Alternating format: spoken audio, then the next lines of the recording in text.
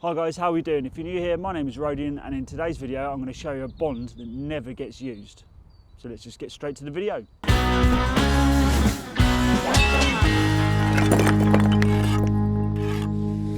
Okay guys, this bond, I'm going to talk to you about it as I lay it, and we'll just sort of go from there.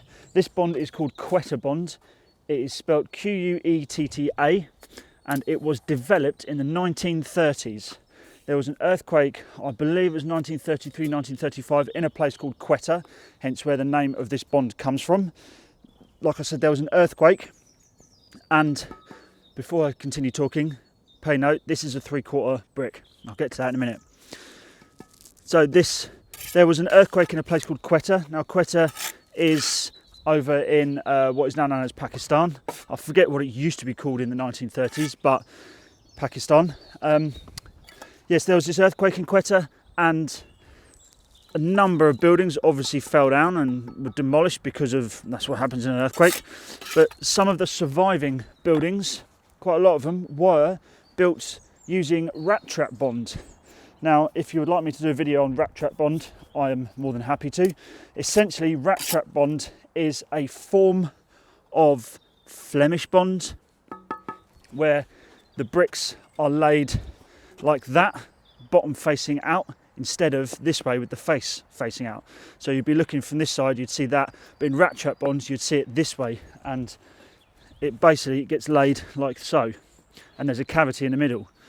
So like I say, if you'd like me to do a video on rat trap bond, I can show you, that's not a problem. So yes, some of the buildings that were survived by this earthquake, a number of them were built out of rat trap bond, and this bond, Quetta Bond, was designed having that knowledge that the strength of rat trap bond was something to behold. So they designed this bond called Quetta Bond.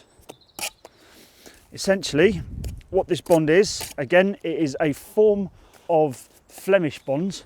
So it's header stretcher, header stretcher, header stretcher, looking from the face side. Well, looking from either side actually. Oh, I'm done that wrong already, my bad. That goes on the other end. Yeah, so it's a form of Flemish, but it also has, like rat trap bond, it also has a cavity in the middle of sorts. It's not a full cavity because it is bridged by the headers going all the way through. But once I've got these few bricks in the correct order, I will show you exactly what I mean about having a cavity. I will square this up in a minute. I'm just going to quickly put this in to start with. Actually, I'll tell you what, I will square that up now. So bear with me while I grab my square. Yeah, I'll just square it up now properly. Do it properly, rodders. There we go. That's that. That's not square at all. I didn't think it was. That's better. I'll leave that there for future use. So where was I? Yes, the cavity in this wall. So as you can see from here, it is a 13-inch wall, not a 9-inch or a 4-inch. So that's one other difference, which also makes it very strong. But the main thing that makes this bond so blooming strong is because once you put that header in that end, like so, so when I say header, I'm talking about looking from this end, you can see there's a cavity in there. That cavity will have rebar coming out of it, so it doesn't have to have rebar, but say if you built the footings and you have rebar coming up through that, basically that cavity, you fill it up with concrete. And once you fill that up with concrete, I'll tell you what, that's probably the strongest bond going. I know I said the other week English bond is the strongest, and there was a bit of a hoo-ha in the comments about that because a lot of people said Flemish is the strongest. Now I believe that Flemish would be the strongest because of the way that they cross over each other. But I'm not an engineer, and a lot of people said English was strongest and a lot of people said Flemish was strongest. There was one of you funny buggers who said that James was the strongest bond. Now I completely agree with you there. James Bond is the strongest bond for sure. Anyway, we're getting a little bit off topic now. So Quetta Bond, yes, these these cavities in here, these small cavities, are what you would have. You can have rebar coming up there and fill it up with concrete, or just fill it up with concrete and it will be extremely strong. Now, the reason why I have called this video, oh no, I thought I cracked my bubble. The reason why I have called this video the bond that no one ever uses, well, it's more in my opinion, because I have never in my life, apart from at college, never in my professional career have I ever used this bond. Now, I have used the I blocks, H blocks, whatever you want to call them. I'll put an image of them up on the screen now. I've used those before in exactly the same way, because they're the pockets with the rebar and you fill it up with concrete afterwards. I have used those, but I have never used Quetta Bond or Rat Trap Bond, to be perfectly honest. I don't think it's used much. I'll tell you, if anyone is from India, Pakistan, I know I'm not getting them confused because I'll get people hate me for saying that, but if you're from that part of the world and you have either seen or used this bond, in fact, if you're from any part of the world really, if you've either seen or used this bond, please do let me know, because I would be very interested to know A, where you're from, and B, for what reason you used the bond. Now, I know in Australia, in Cairns in particular, the only reason I know that is because I've worked there. In Cairns, I was on a couple of sites and I was working on a block of flats, and I was told by the guy who was running the job, Rat his name was, I don't know what his real name was, but everyone called him Rat. So if he does for some reason watch, please do let me know. I'd love to know how you're doing. He introduced me to toasted spaghetti sandwiches. I've never had one of them before. Anyway, I'm getting well off topic now. So yes, I was in Cairns. I was building these block of flats, about 5 stories high, something like that. They had like tin roofs on. And anyway, we used those blocks and with the rebar in the middle, and it was pumped full of concrete. Now, I was told that in Cairns, I don't know about the rest of Australia, but in Cairns, all the buildings had to be cyclone rated from 1 to 5, I think it was, and 5 being this is going to withstand pretty much a nuclear holocaust, and 1 being this is just going to survive not quite as much of a nuclear holocaust. My point is, all the walls had to be built out of the blocks with the holes in, with the rebar. Not Quetta Bond, but the blocks. Now, I'm coming to my point eventually, because you know I'll waffle a little bit, but I wanted to give you a bit of backstory. The point is, I think that laying bricks in Quetta Bond to get the same structural effect as you would do with blocks is going to take a lot longer with bricks. And with blocks, the way that I see it is time is money and all that, and people are going to be laying blocks more than they're going to be laying bricks to get the same effect. The only downside with the blocks is you either have to just paint it and have the block effect, or render it, or you'd have to clad the outside, the facework, with some facework brick. Now, anyone out there in Australia, I know we get some viewers from Australia, so anyone in Australia can either confirm or deny this whole cyclone thing, or let me know a little bit more about it. I'll be loving to hear from you, because yeah, I was a lot younger back then, and I didn't know half as much as I know now.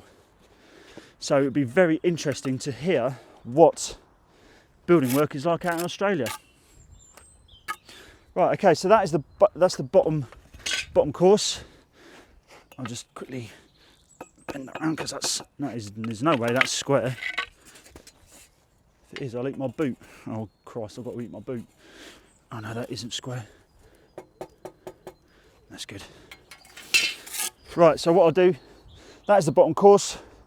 You have a 3/4 header stretcher, and then you just return it round. It's going to be half bond on this end, and then you put a 3/4 there, and it's header stretcher. Generally, in 9-inch walls, you'd put a queen closer in there, but because it's a 13-inch wall, you don't want to do that, because you have a straight joint. That's not what you want, especially on something that's going to be as strong as this. So now what I'm going to do is I'm just going to quickly throw on the top course just to show you how it bonds over. And then I'll come down to Google Street View and show you what it looks like. It's basically just going to look like Flemish Bond, but it's always nice to give you a little bit of a view of how it looks. So I'm trying to give you as much information as I can. Oh.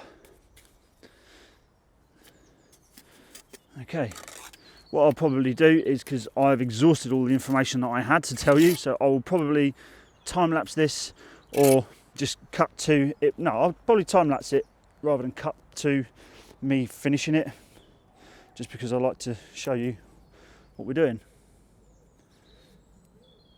Either that, if I decide I want to talk to you about something, I'll stop the time lapse and talk to you about something.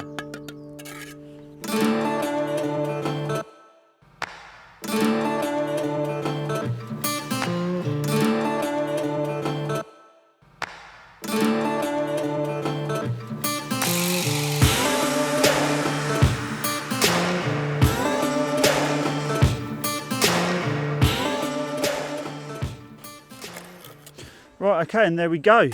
That is the second course. It's pretty much the same as the first course, but obviously reversed. So we've got 3/4 header stretcher, and then the other side, as you can see, it's half bond. I'll go down in Google Street View and show you in a minute. Half bond header stretcher, and then we go header stretcher, and it is essentially just a 13-inch Flemish wool with a lot of reinforcing in the middle. So what I'll do is I will quickly rub this up, point it up nicely, make it look a little bit more tasty, and then I'll give you a Google Street View. So I'll be back in a second. Okay guys, it's been a few hours. I've repointed the front, make it look a little bit nicer with that, better than that yellow muck.